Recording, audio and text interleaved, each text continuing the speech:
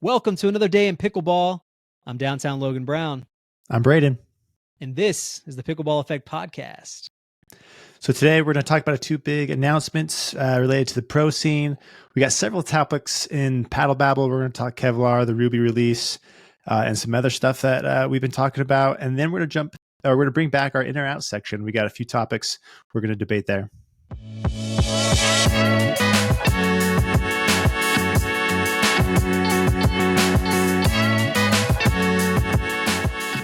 Yeah, so Braydon, this is kind of a big episode. So number one, you just had your third child. Big deal. Applause there. Thank you. Applause to my wife. She was amazing.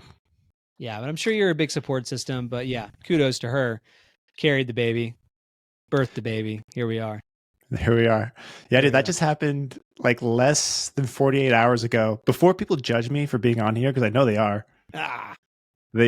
My mother-in-law here, Tammy, she's fantastic. She is going to be much more helpful this week than I am. I'll play my part, but no, she's out there. She's helping tend the kids while we jump in here. But I wanted to talk about it, and there's some fun topics today, and so yeah, she allowed me to be here. So don't judge me too hard. Well, thanks, Tammy. That's killer. This is also the end of season 1 of the podcast, right? So we're gonna wrap things up until maybe PPA comes back, which is not that far away. It's like right. It's not much of a break. Yeah, but this is the end of season 1 until season 2. So this is the culmination of it all. This is the culmination. Can't think of a better way to do it. Yeah, that's exciting. All right, so you want to hop into even more exciting, well, maybe not even more. I would say your news is probably more exciting than what's happening in the APP and MLP, but we had some news breaks this week, believe it or not. Did you see what happened? Yeah, so there's a couple big ones. We had the APP announce the team format, and then MLP just out of the blue says, hey, we're going to do things differently again next year. But let's start with the APP news. So APP comes out and says, we have a brand new team format that they're launching next year. This isn't like a total surprise. I'm actually like, I think we all kind of expected them to try to compete in the team format, but it took them longer to come out with it than I expected. But it's officially announced they're doing a team format. What was surprising was how much money they're putting into this. So they said, I'm not sure how many events they're going to do. Maybe you saw that, but per event, they're offering $100,000 prize pool money. Yeah, I think the number that's coming to mind, I thought was around 5 or 6 events throughout the season. And we still don't really know, as far as I know, I don't think we know what and how they're going to form the teams. I'm not sure if they're going to go the MLP route. But some part of my gut tells me that they may be, this says there's no news about this. This is just part of my inner feelings here, that maybe the Tuesday night Pickleball in America thing, the Arizona League, maybe they try to bounce off of that. You mean like they're going to buy that and turn it into?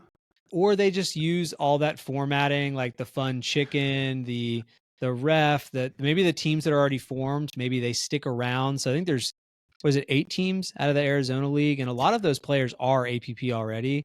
I just wonder if they're going to bounce off of that and maybe use that as a way to, propel other teams to form. And maybe it's not necessarily a draft.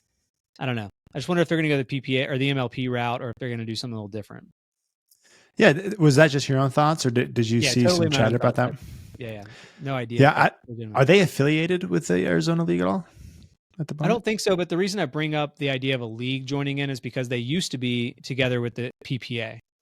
So it was early, maybe mid last year. They told, that it was Tuesday night Pickleball in America. They used to have actually some big names in the PPA. And then the PPA came around and said, listen, we can't guarantee our players for this anymore. And we're not going to be like promoting it anymore. And so they just kind of went out on their own and had to like bring together new teams. The format stayed the same, but it was mainly like a lower level player suite. So that's, I just wonder if maybe, since they used to be PPA oriented, could the APP have reached out and said, hey, listen, you clearly know how to run a team event. Can we bring what you have into our mix? Maybe we'll even use some of the teams you already have formed, yada, yada. I don't know. Yeah, that'd be cool. I mean, that would make it easier for them, because like we don't know if they're doing a draft. We don't know how they're going to form the teams, if they're going to there's still a lot of unknown questions. We just know they're doing some sort of team format. And if they want to do it in 2024, they got to hurry. And that would enable them to put something together that's solid and quickly. So that makes sense. I'll tell you what else would be fun. Imagine, now this would really hurt the ability for teams to practice together and like really have that camaraderie on the court too. But imagine like every weekend they redraft teams for like, let's say a Sunday or Monday event or the next week's event. So let's say they got together and like after the APP is done, the normal tournament, however they decide who's going to be captains, those captains get to go draw team members. And then the team event happens, let's say like the next weekend or something. I feel like that could bring a lot of fun to it. That would make it really hard to follow though, wouldn't it? Like, yeah, because you never knew whoever's tune team. in. Unless you like kept the captain the same. So let's say the captain's the same every single event and the captains get to redraft or whatever they do. And maybe it's based on like total points you have in doubles or singles. And that's what leads to your draft status, you know, like whether or not you're the number 2 pick or number 3 pick, or I don't know. Throwing out ideas here. Yeah. I don't know if I would want that to happen, just because it would be tricky to follow along on who's on what team, when to tune in, when to cheer, what team you're following. It makes it hard to follow a team, but maybe it makes it easier to follow individuals, because then at the end of the day, the winners would be individuals, not teams. But if it's a team format, you'd want the team to win, not the individual. Yeah, I think. I mean, I'm in agreement. I think I'm just throwing ideas out. I just wonder, are they going to copycat MLP at this point and try to create a version that they weren't able? I mean, they're still doing it to some sort. We'll get into that in a minute, but yeah, whatever they're doing. Yeah. I mean, I feel like copycatting is probably the easiest way to go about it, just because there's familiarity. People know how it works and they can jump right in and enjoy the product. But you got to have some sort of wrinkle, right? That's yours. And so they'll probably change it up a little bit, but probably not too drastic, I would imagine. Yeah. Well, speaking of drastic, I mean, this MLP news was seemingly coming out of nowhere, but I think it has to do with the PPA pushing for some sort of profitability metric, or at least cash flow. So yeah, before we jump into that though, like I want to stick with the team format, because there's a topic here. I think this kind of throws a wrinkle into negotiations for people's contracts next year. So there was that big announcement a week or two ago, right, with MLP saying they want to do, or they see like an email to all their contracts saying we want to reduce your contract by 40% for their contracts. And so I know that there was like a big player meeting that happened this week where players got together and were discussing how they wanted to handle these new negotiations, because they don't have to accept that. Like nothing is set in stone. Like they already signed an agreement. They already have a contract. And I'm sure there's some sort of like repercussion if they don't take the pay cut, like they'll have to work or do more camps or something. Yeah. But with the introduction of this new T4 format on APP, like I wonder if that throws a wrinkle into negotiations, because there might have been some sort of clause with the MLP agreement where like they couldn't do PPA events. And so part of the renegotiation may have been said, okay, we're going to reduce your cut by 40%, but now you can do PPA events. But now they can be like, okay, I want to keep the money you offered me, and I'm just going to go do APP because I can make a lot of money there too. And so I think that throws a wrinkle in things there and makes negotiations more difficult for MLP trying to do the pay cuts. But the tough part there is, let's say they don't take the pay cuts. They are required to work the 200 days. I think it's 200 is the minimum at the full amount that they were offered to begin with. If they do decide to just say, listen, I'm keeping the contract you offered, I don't know if they would be able to take off the time they need to go hit up those APP events. Oh yeah, I don't know. There's a lot of information they would have to consider, because if I'm a player and like I just got paid big, right, from this contract. Yeah. If I say yes to the pay or no to the pay cut and have to work more, but like that's guaranteed money. Like if I say yes to the pay cut and can play more events, I'm not necessarily guaranteed money from those events. Right. I guess I don't really know how their contract's written up, but theoretically it feels like. No, if it were me, I'd go work the extra hours. I don't know. Yeah. theoretically. My guess would say that I'd say if it were you and me and we were trying to decide what to do, I'd say I'm gonna push back and say, listen, I'm gonna keep my contract. Sure, work me for these camps that don't exist or whatever you think you're gonna do. Because not only I think they have all in their contracts. Rob Nunnery was saying that even if they tried to send him to a camp, they still have to pay for his flight, his hotel. He gets comped for food and whatever else. So like, that's a lot of work on someone's part at the MLP to like push you towards doing that. And I just don't. That I all don't see costs it happening. money. Yeah. Like, that's actually save MLP money. I don't know. Yeah. So I just don't. I think I'd push back and say, yeah, do whatever you think you're going to do, but I don't think it's going to work. Yeah, that's fascinating. We'll see how that plays out. But yeah, let's jump into the big MLP news. Tell us what's going on there. Yeah. So I mean, I saw this from Jimmy's Twitter account or something. But really, I guess the crux of it, the premier teams were announced. You and I were like sitting back a couple weeks ago and we were thinking, how are they going to do this? You know, we thought maybe there was an announcement about them going no premier, no challenger. So now this is all one big massive group of teams. But how would drafting work? Because if one person drafts the first round, you don't get to draft again until I think like the 48th pick. It would just be kind of insane. And how wonky would these teams be?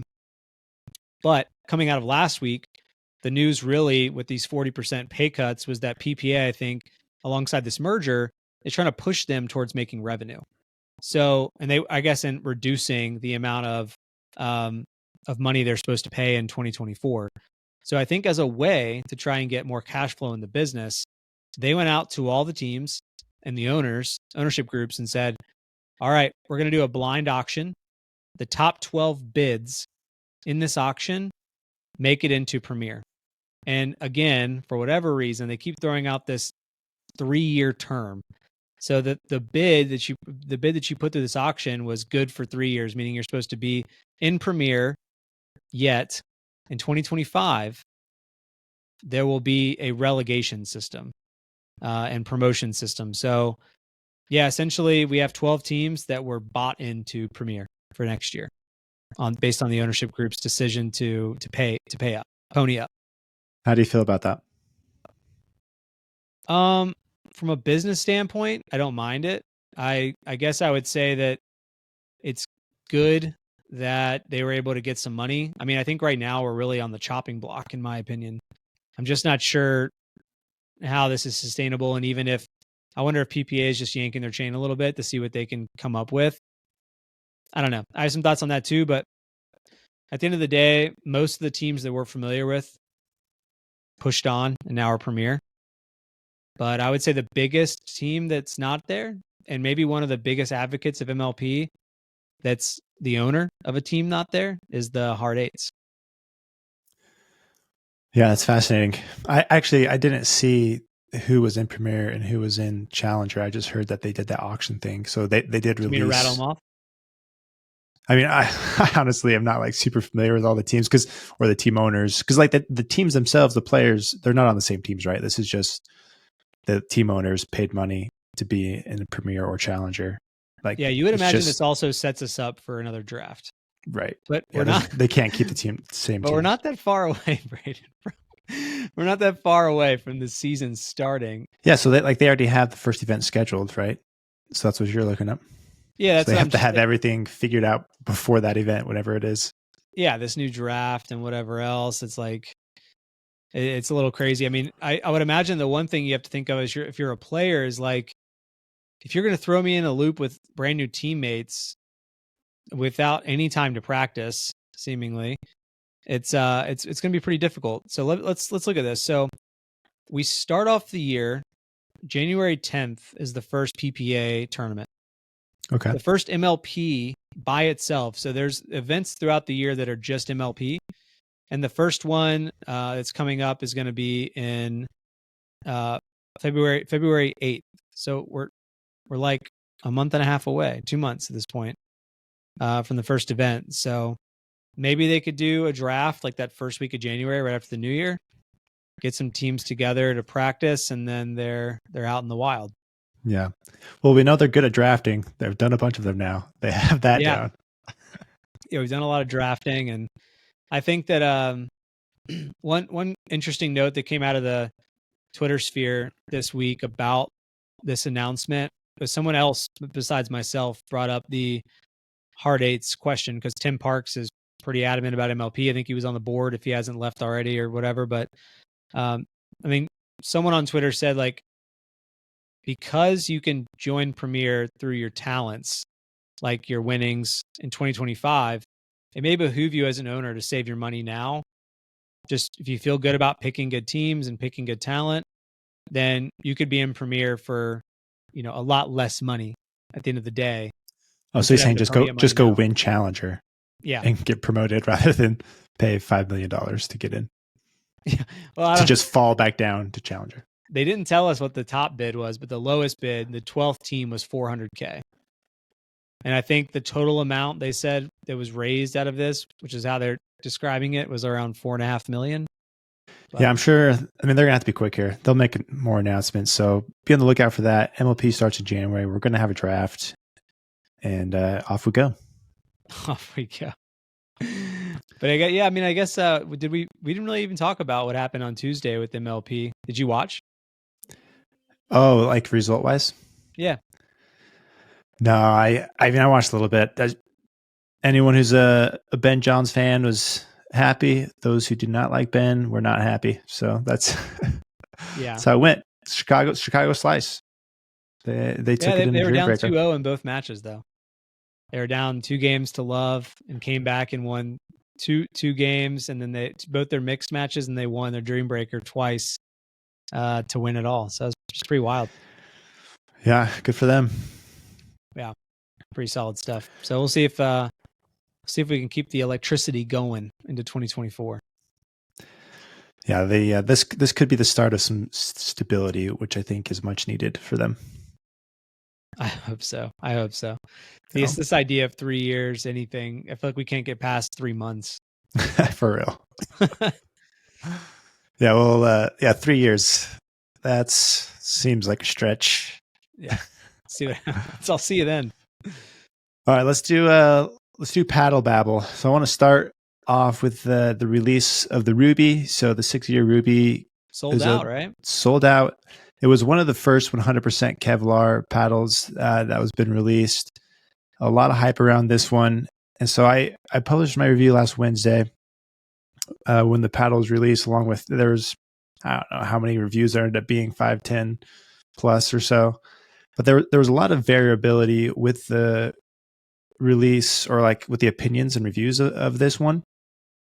And like most of the debate in question was around like how much power and pop the paddle had versus a traditional carbon fiber. So some people said, okay, this paddle is so much more powerful, so much more poppy than your typical carbon fiber thermo, while others were like, oh man, it feels pretty similar to me. I was in the camp of it's maybe a little bit more power and a little bit more pop than the double black diamond, but not like a huge change. And I wouldn't like rush to go buy the Ruby, though I do think maybe it's a little performance bump, especially in the spin. I did think it performed a lot better spin wise, but as far as kind of power and pop, it wasn't like, okay, was it game changing for me? Like if I go smash a ball with the DBD versus the Ruby, like I don't think there's enough power increase in the Ruby to change the outcome of the point versus like using the DBD.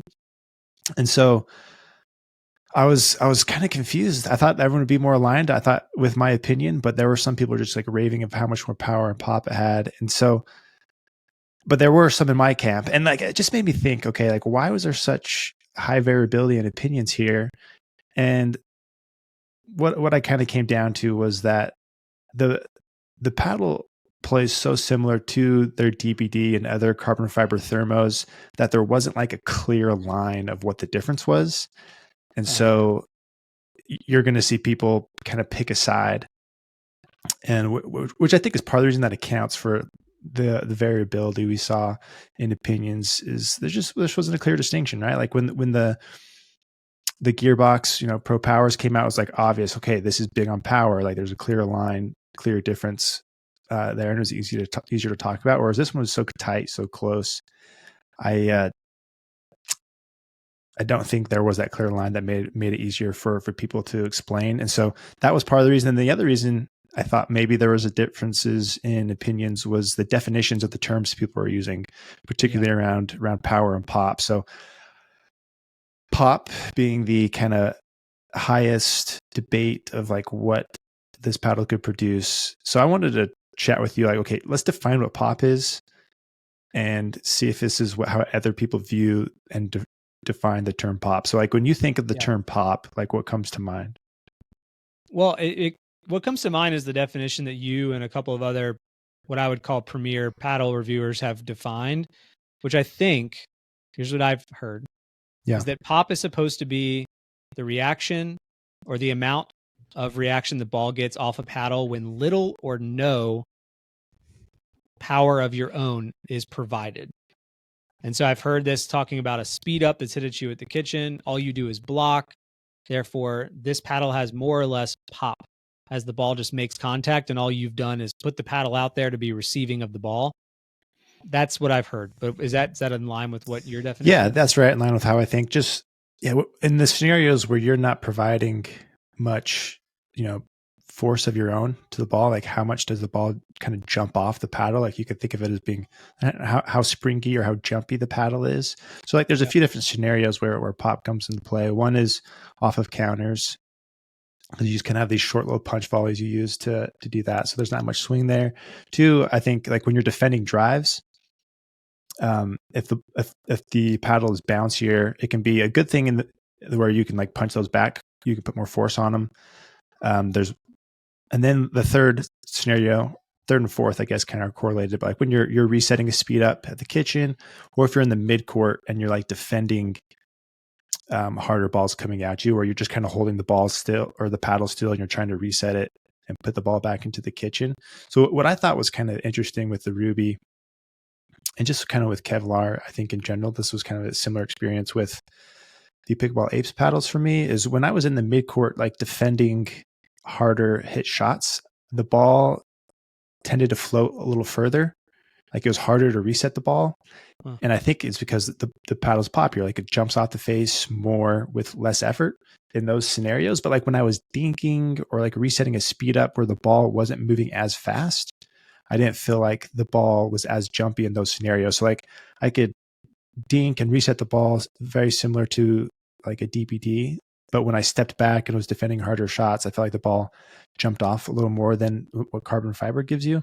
And theoretically, like this makes sense in my head because Kevlar is a little, it's not quite as stiff as carbon fiber, so it's going to be a little springier. Oh, that's interesting. Yeah, okay. And so, but there were a lot of people who were saying that like that wasn't the case. Like I don't know, it's just kind of back and forth. And I just felt like this variability in pop and like depending on the scenario, kind of threw all these reviews off. And so pop is an interesting term that, depending on how you define it, people, were giving their different opinions on it. But I did feel like it had more pop in certain scenarios, a little more offense, but nothing game changing compared to the DBD. At least that was my thought process on it. And so like the other question I wanted to answer with this review was like, okay, is Kevlar, I know there's a lot of Kevlar paddles in the works. People are working on these. We're going to start seeing a lot more Kevlar.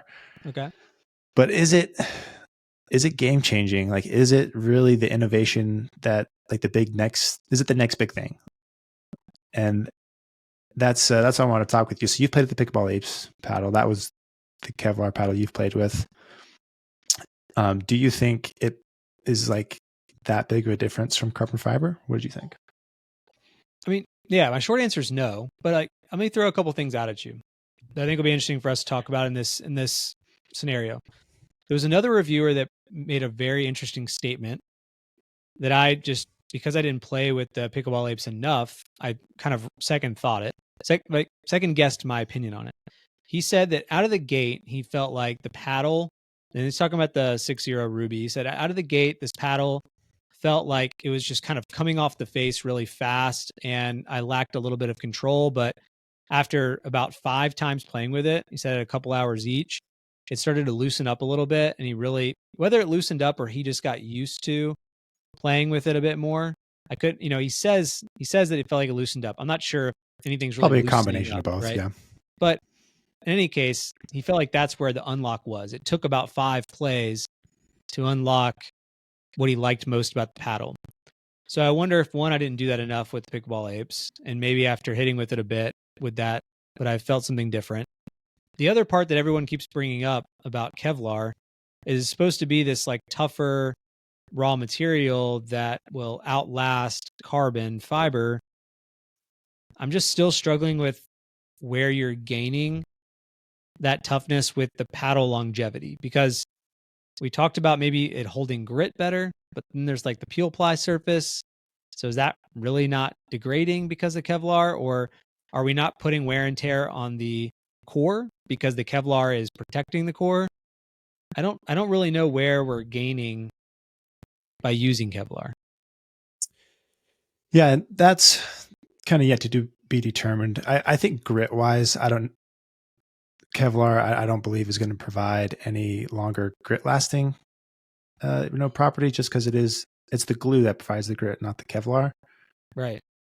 But maybe it is more durable than carbon fiber as far as impact. I remember John Q doing some, he has some of those super in-depth reviews. He did one on carbon fiber a long time ago, and he had showed how like the differences in quality of carbon fiber and how it degrades. And he had showed like some Yolas that degraded quicker than some other paddles that were using theoretically just better carbon fiber, higher quality. And so there was definitely a difference there in the like durability of the surface and it breaking down and starting to fray.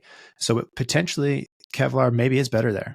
Maybe it lasts longer. Maybe you get a bit more even response for a longer period of time. So that's definitely a possible benefit that will it's kind of to be determined. But yeah, I'm kind of in the same camp. Like I don't like Kevlar. I think is different than carbon fiber. It feels a little different, but I don't think it's this huge like upgrade that it's just going to be this mass trend. Everyone has to switch to Kevlar because it's so amazing. Like I don't think that's the case. It just has a little different feel to it that some people might prefer over carbon fiber. It's just like something you have to try and kind of figure out if you prefer how it's a little more muted, not quite as much feedback from it. It feels a little lighter off the face, where I think carbon fiber kind of has a denser feel to it. So it's just kind of a preference to feel. Maybe people just connect with that material more. I see it as an alternative to carbon fiber, not like a replacement.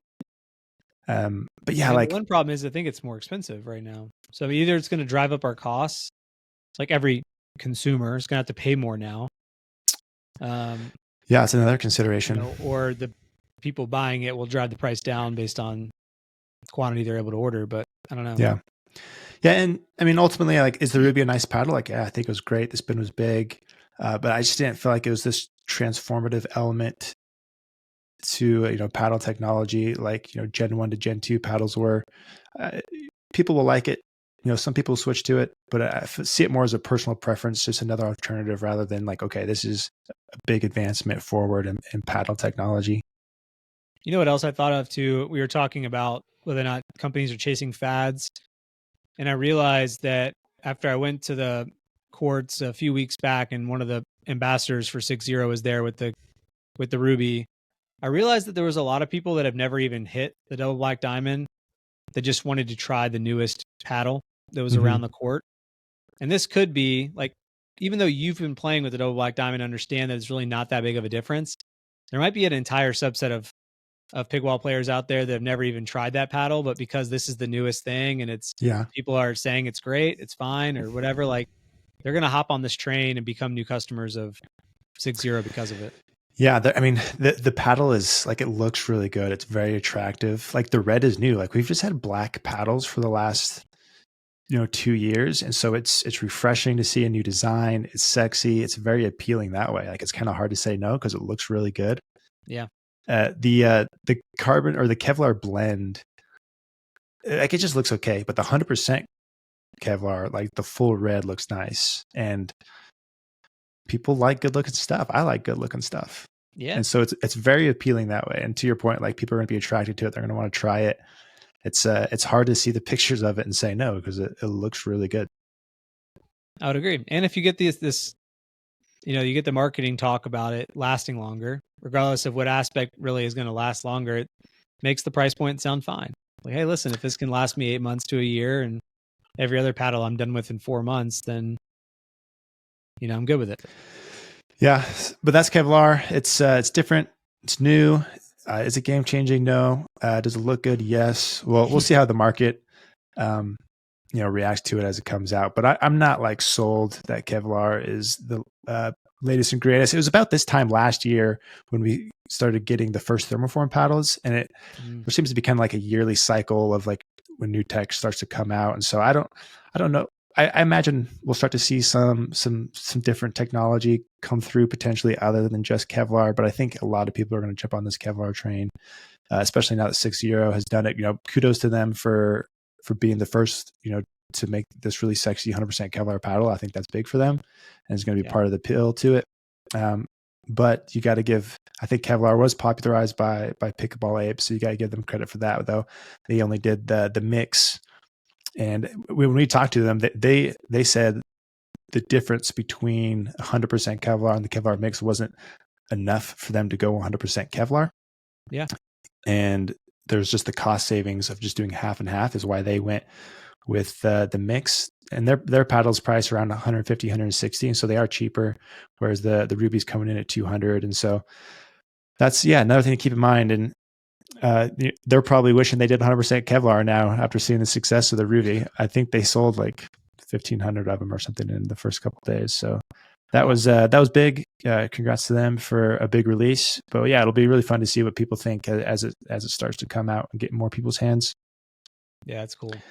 So I want to talk about the Franklins again. So yeah, the paddles that have never shown up, Braydon. I know I haven't got them yet either. So, but I keep getting more and more interested in these. So there's a couple of things that I like about kind of how they're talking about these paddles. So they released this like promo video for these, and they were like all over swing weight, twist weight, like they were speaking my language. They were speaking, that paddle nerd language. And I think they're the first like kind of legacy or like really big brand to adopt these terms, like Selkirk Gill, all these guys, they haven't done it. Franklin's the first to really lean in to these stats, and they're going to provide a card with each paddle they sell that has like the weight, static weight, and twist weight for that paddle, which I think is really cool because like I'll go get these stats for these paddles, put them in my database, but it varies depending on the weight that, your paddle comes in. So you kind of have to guesstimate on what yours actually, measures at depending on your static weight, but they're going to provide that, which I think is really, really cool. And they're like kind of touting those numbers in a way. And it's like, okay, this is how it plays. So I thought that was really cool. There's been some smaller brands that have adopted this language, and we're just going to see that grow more and more. I like to think that I was a part of this movement. But here's what I'm upset about. You and everyone else who touts the same language, you're going to have to do like a currency conversion, because didn't they use weird ass numbers? Like, no, Franklin, they have numbers in line with what I'm using. Oh, okay. I thought they were using a swing weight, and they said something like 130 or 140. I was like, that can't be right. Oh, well, their swing weights are super high. So let's talk about that. So this is the second thing that fascinates me about these paddles. Okay. They're calling these pro weighted. So they are intentionally weighing these up to like between like 8.4 and 8.8, I think is what the weight range is, or maybe 8.5 and 8.8. So they're intentionally heavier, which is going to bring the swing weight up to like, so all their models are between like 120, 130 or something. I thought the number was wrong. I was like, they must be using something different. No, here. They're just that high. And so this is another interesting concept. So many people weight up their paddles, especially the pros, right? Like they just put so much weight on there. And so they're saying you don't need to add weight to this. It's coming pro weighted, play it stock. And so this is an interesting play. I'm very curious to see how this is received, because the average consumer like you and me probably aren't good enough to play with a 9-ounce paddle, whereas the pros, like they are, right? Yeah. And there's a lot of people that are very sensitive to heavier paddles, and they prefer like the lightest possible weight they can get. And so I don't know how well this is going to be received by the market. This is a new take, kind of a new, and they don't have like light versions. They only have these like pro weighted versions.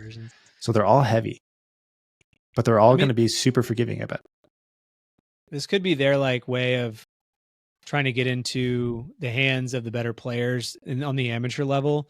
Because I feel like the Wilson Roger Federer racket was the same way, where it was really small head. It was like a 95 head size, which is really small, like in the tennis world, which led to a smaller sweet spot. It was also a heavy racket. And I feel like you only saw people who wanted to be really good or wanted to make people feel like they were really good for using it, because the run-of-the-mill average Joe could not really play with that racket in a meaningful way.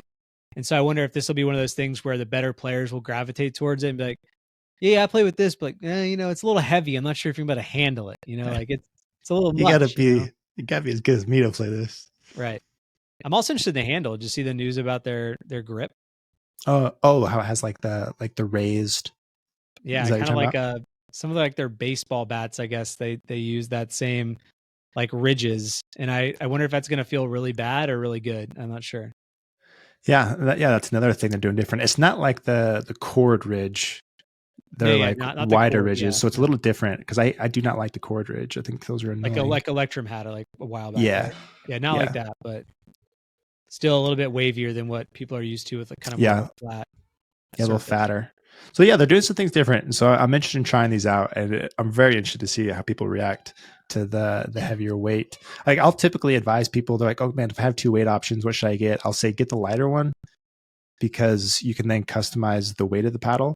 I mean, there's a few things that determine the weight of the paddle, because there's always a range. Like it's like, this average is 8.2 plus or minus 0.3, grams or whatever, or ounces.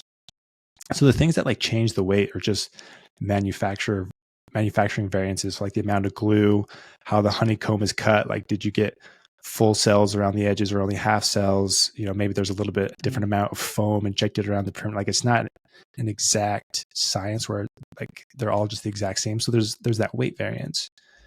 And I will typically say, get the lightest one possible. Then you get to decide where the weight is distributed, rather than the weight just being all over the place. You can say, okay, I want it right.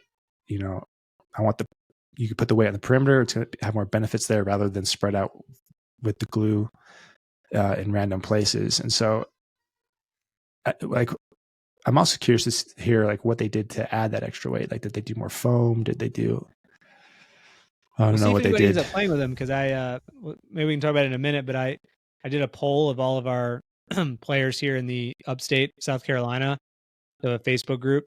Mm-hmm. We had like over 150 people respond. I think one person says they're playing with Franklin right now. Yeah, so. That'll change here. I'm seeing ads for them all over the place too, so they're pushing it there. But yeah, I'm excited to get those and see what happens. Yeah, absolutely. And then you put a bullet point on here. You wanted to talk standard paddle shapes. Let's talk paddle shapes for a second. What are your thoughts around standard shapes? I don't know. I thought for a moment as I got the loco that's like what do you call it? A hybrid shape. Mm-hmm. And I was just thinking to myself, like, if I like that sweet spot, have I just been too hard-headed about going elongated this whole time? And should I have tried standard once thermoform came out? I did hit the Carbon 2, the original one. Mm-hmm. But I wonder now with thermoforming technology, because my level is like around a 4.0 and I miss too many dinks and I miss too many resets, could a standard size paddle kind of even the playing field for me a little bit, where even if I'm off just by a bit here or there, I'm still getting the ball back in play? That's what I wonder. Yeah, this is a fun topic. Like I've done a few videos and things around shape, and I can monologue probably for 20 minutes about paddle shapes if I want. All right. Yeah. But we won't do that too much here. But I want to get your thoughts on, okay, you switched to the loco, or you've been playing with the loco the last few days. You did a review. Go watch Logan's review. Really fun. Ooh. New fresh take on how he approached that new little format. Really, really cool. Anyways, he did a review of the logo. You were playing with The Filth, which is 6.5 inches, a little longer handle. I think the handle's longer on the Filth, right? Yeah. I mean, they claim it's 5.5 on the Filth and 5.3 on the Loco. That's what the stats say. So the Loco's a little wider, a little shorter. Do you think it changed anything? I mean, it's not quite a standard shape, but do you feel like there's a change in performance? Yeah, I mean, performance, I don't know, but definitely a feel. So like hitting the center of the paddle has a way different feel to it on the Loco than it does the Filth. And I think the way I was described this is that because it gets a little wider towards the top of the paddle, it's creating less surface tension, which is creating more of like a, I guess you could call it muted, but it's definitely more of like a just a softer bed, softer, center. So when you really do hit that center ball, where in the Filth, when I would hit the center, it still felt better than anywhere else on the paddle, but yet much more feedback to the hand and the arm. You're still feeling those vibrations. Whereas like if I hit a dink right in the center of the Loco, it's almost as if I wasn't sure if I hit buttery. Yeah, I guess it's buttery. Yeah, but yeah, I don't know if I'm sure you've hit other paddles similar to that. Maybe the Doe Black Diamond would be closest to that. I'm not sure if you have others in mind, but I really have not hit, like I think about what Colin Johns is playing with, what Anna Bright's playing with they both have Scorpiuses, I guess. Maybe different widths. Both of them play different widths. Statue plays with the Scorpius now. So he was playing with a lot elongated. Now he plays with that standard shape, which I thought was an interesting move this year.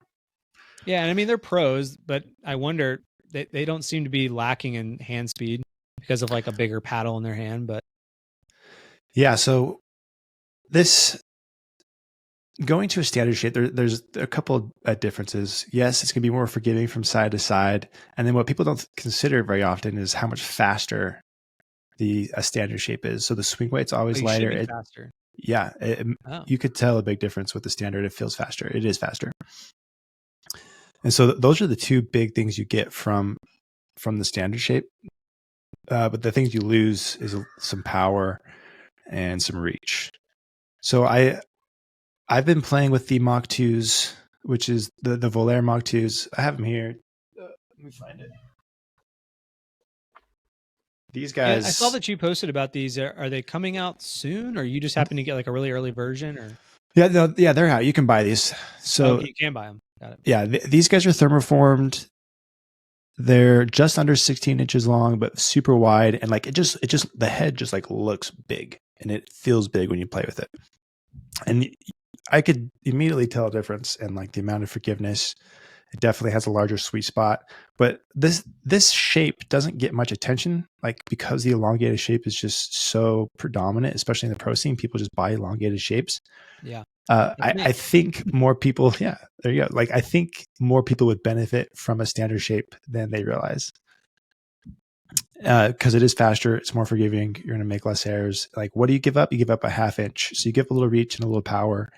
But for a lot of people, I think the benefits for the wider shape are going to outweigh the benefits of an elongated shape, and it just gets overlooked. But the shape itself, the standard shape, like so many people pair the shorter shape with a shorter handle, like around 5 inches. So like Franklin, for example, they have a standard shape option, but the handle's 5 inches long. Like the Engage Pursuit pros have a standard shape paddle, but the handle's only 5 inches long. And like that bugs me. Like I wish like longer handles are more popular, more people prefer them. But this is like one of the few paddles, or actually it's only the second one I can think of that has that wider shape and a longer handle. So you have the Scorpius models, which have a very similar standard shape and longer handle. It feels, the longer handle just feels so much better than the 5 inch on these. So yeah, did you take it to a tournament? I'm actually really like digging the 14 millimeter of this one. So it gives you a little more pop. You have to get some weight on it because it's so light out of the box to kind of bring the power alive. But like the extra forgiveness makes up for like the thinner 14 core. So like if I play with a 14 millimeter on elongated, it's going to increase the amount of errors I make. Yep. Just because the forgiveness just isn't there. But the forgiveness is there with this one. There is that little extra pop. You weight it up, you get the power, and I'm really digging it. It feels good. And then the longer handles there is nice. So I've been enjoying this more than I thought. And I'm thinking, maybe standard's better for me too. Like I'm already tall as it is. Like I'm 6'2". Like does the extra reach really do that much more for me? Maybe keeping a couple more points alive with the wider shape is going to benefit me more than that, half inch that I'm losing. And so that's something I've been thinking about too. It'll be interesting. We need to get you the Mach 2 so we can get your opinion of the shape. Yeah, I want to try it because you had even mentioned to me you thought I would probably be better off using the 16 since that's what I'm used to. But you really like the 14 because of the launch angle, which you made an entire video on, basically describing how the 14 millimeters, not only can it be less forgiving in some instances, but off drives and serves, you're actually seeing like a flat line on the 14, the ball just stays a little lower. It's like, I drop the ball better with 14 millimeters, but I've always just played 16 because I typically play with an elongated one. Yeah. And it just is more forgiving. But dude, I'm, at least for my play style, like I'm liking the 14 millimeter.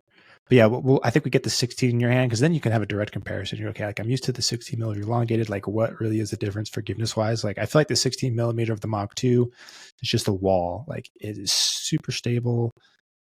Plus like the combination of the thermoform and the wide body, like the thing just doesn't move. Like it's just so solid. And you just don't get that with elongated paddles. Yeah, it's really interesting. I'm excited to try that. That'd be fun. It also made me wonder, I was watching a bunch of different reviews this week, and there was more reviews that I hadn't watched about the Lux, which still is a very interesting paddle to me. And I wonder if their Epic model would be even more popular if they had a longer handle. Isn't like the S2 and the Epic like really short handles, like 4.25, 4.5 or something? Yeah, the S2 is 4.5. The Epic is 5.25. So it's a little bit longer, but not as long as the Mach 2, which is 5.5. Nice. But at least 5.25 is more than 5 inches because 5 inches that's just a tough. Unless like even if you don't play a two-handed backhand, like I feel like there's more benefits to a longer handle, just as far as like whip, power generation, spin. Like I just felt there's a lot of benefits to a longer handle, even if you don't use two hands. But so often, longer handles are like, oh, this is for two. This benefits two-handers, but like that's not the case. Like there's other benefits to longer handles than just adding another hand. Yeah, for sure. Well, for any paddle companies out there listening, maybe this is an interesting foray to the market. Speaking of the market, by the way, last week we were talking about what paddles we thought were climbing around our local area. So I just thought I wanted to throw out these numbers. If you think it's interesting, we'll talk more about it. But there's like 1,500 people in our little local Facebook group. Okay.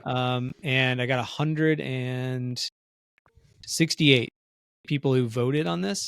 Wow. So that was a very active group. Yeah, it's pretty active, I think. What was really interesting is that I'll give you the top three. So Yola is still at 17% of our local area, which I thought had decreased. I'm not sure what it was before, but I just anecdotally, like I felt like when the Hyperion was around, like everyone and their mother had it. And then I feel like I don't see as many Perseus, but yeah, I'm my mom had it. Say again? My mom had it. Your mom had it? Yeah, there you go. Everyone and their mom.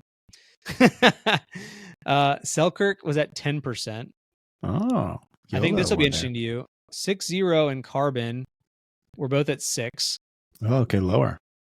Yeah, but I wonder if the Ruby will change that, right? So I asked people what they're playing with right now, not necessarily what they're going to play with. Diadem locally is at 7%. And this goes back to the ambassador thing. There's a lot of Diadem ambassadors here. And there used to be some Engage ambassadors that have jumped ship. Gotcha. Yeah, that plays a big influence in the area. I think one is proximity of a company. Like if they manufacture and they're like close to your area, like that influences the number. But then there's like a second, I think is ambassadors, like just what ambassadors are in the area, because that changes the dynamic of the landscape. Yeah. And then technically the number 3, I went out of order there, but Vatic was at 15%. So really Yola at 17, Vatic at 15. So Vatic was number 2, then Selkirk, and then Carbon. It was actually Yola, Vatic. Yeah, Yola, Vatic, Selkirk. That's really cool. I want to do that to my area. I get a feeling there's a lot of diadems here and Selkirk, because there's one diadem rep. His name's Kyle Trenga. He's a cool dude. He's good. He moves. He's slinging it. He works it. And then there's like another random brand that one of the higher level players here reps, called, like Rev or something like that. Yeah, I might have heard of that. Yeah. He's got a lot of influence, and so there's a lot of people that play those paddles. And I think ambassadors, like, they have influence just because of demo availability. Like, Yes. it's really hard to demo paddles, and like if those are the paddles you can demo, those are the paddles you're going to buy. And so unless you have, some access to like an indoor location where they have demos, like, you're typically just going to demo what's available and you're going to buy that. And so over time, ambassadors will probably have less influence as there's more indoor locations, there's more ways to demo paddles. But at the moment, like, ambassadors play a huge role.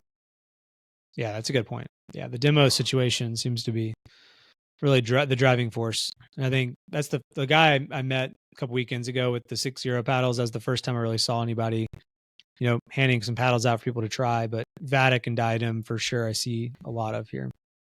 So what it's worth. Cool. Yeah, that was fun. I like that. I want to do that to my area, see what we get. All right, let's jump to our last segment, in or out. All right, here's the first one.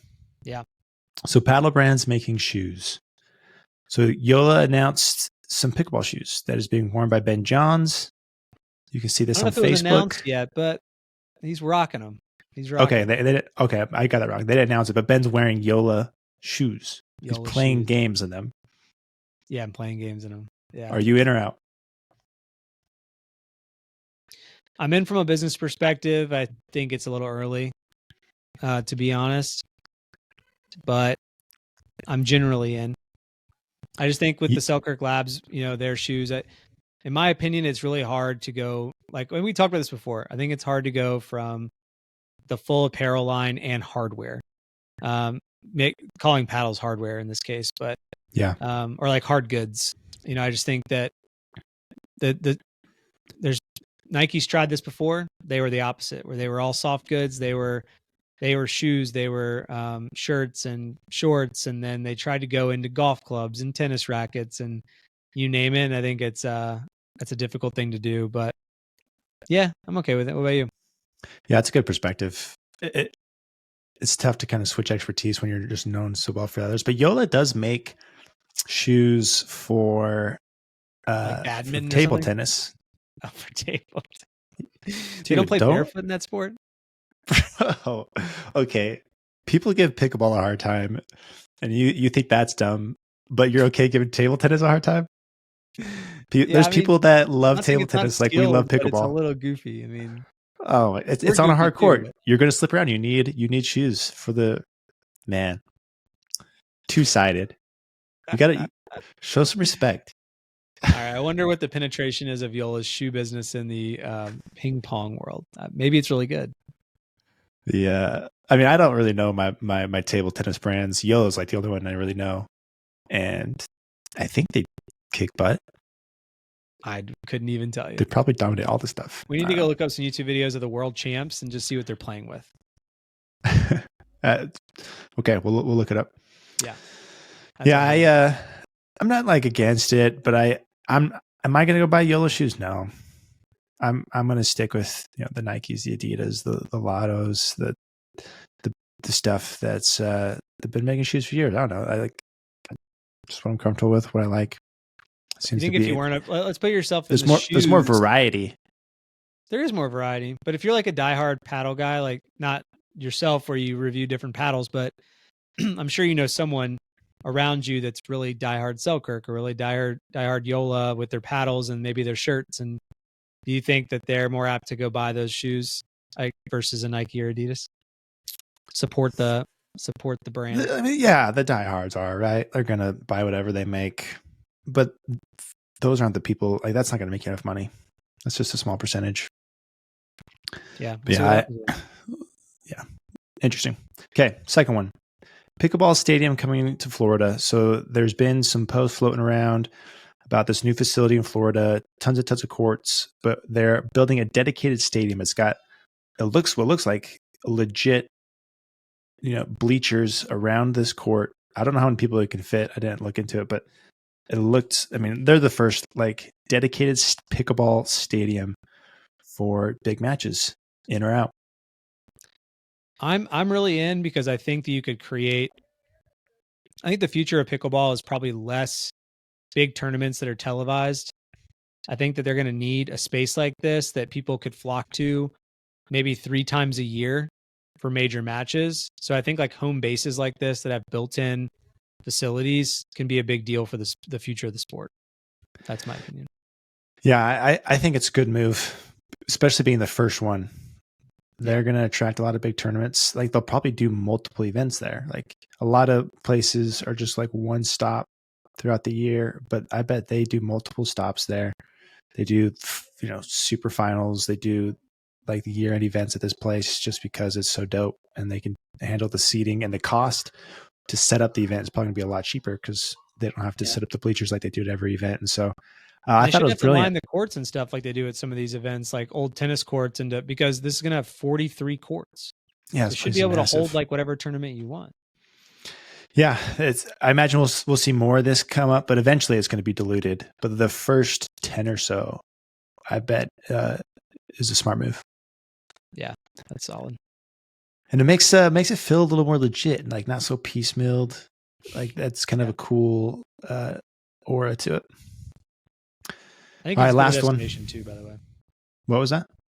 Like it'll be a cool destination. Like if you're living in the Southeast, you could probably make it to that spot. If you're living in Utah, you may want to get out of the cold for a tournament, go play somewhere warm, head to Florida. It can just become like a big pickleball destination event with PPA, MLP, APP, whatever it is. Oh yeah, that's cool. Like, I've played here. That's a big thing, at least in golf. Like, there's like destination golf is huge. Yeah, people go on vacations around playing, at specific courses. Maybe that turns that place into like a pickleball destination for pickleball vacations. We'll see. Last one, Jack Sock, Catherine Parenteau announce a partnership. So Catherine drops. She was playing with Tyson. There's still rumors around Tyson's sticking with Selkirk. We don't know if that's what's going on there. But Catherine is now partnering with Jack Sock. There had to have been some sort of deal here, right? They're both Selkirk pros. They probably get paid a little extra to play together. But regardless, we got Team Selkirk here. Are they going to win? You in or out? I definitely think they're going to be top 3. Because I guess the third place right now would probably be Matt and Lucy, right? You have because right now, if you had Catherine and Tyson at maybe 3 before, you had Ben and Annalee, then you had Anna Bright and James. I think that would be second. I'm not sure what the real ranks are. I wonder if Thomas Wilson and Vivian David might. I don't know. They're pushing it. They're one of the top they're up teams. there. I put them above Matt and Lucy. Yeah, so I just think they're going to be contenders in the top 3 every weekend. Yeah, I think they're going to be a good team. I mean, Jack's only played the one tournament, but he won it with Annalee. So he's definitely got the chops. He's only going to get better with every tournament. Very excited to watch Jack. This is going to bring some new life to the events in 2024, I think.